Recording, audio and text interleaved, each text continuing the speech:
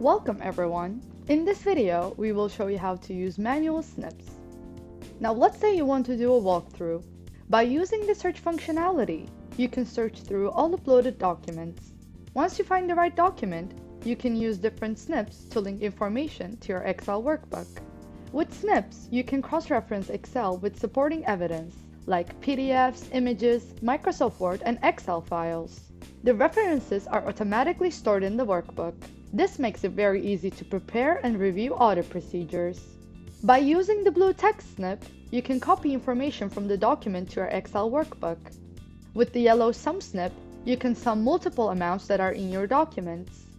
Let's add a couple more text snips to make sure we have all important information copied in our Excel workbook.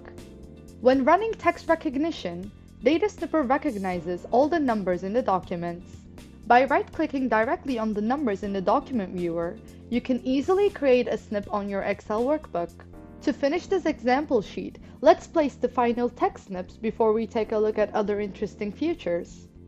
By clicking the green validation snip, you can highlight that something is validated, or use the red exception snip to indicate something is wrong and maybe needs further analysis. Let's select the text snip again to show you some other helpful features.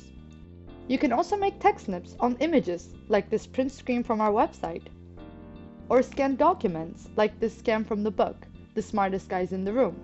Yup, that's right, Data Snipper will do its magic. Let's search and snip Enron here to add it to Excel.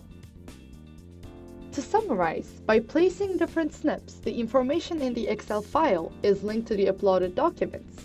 Now, your team members can easily review your work. Thank you for watching this short introduction to manual snips. Please make sure to watch our other videos to learn more. Happy snipping!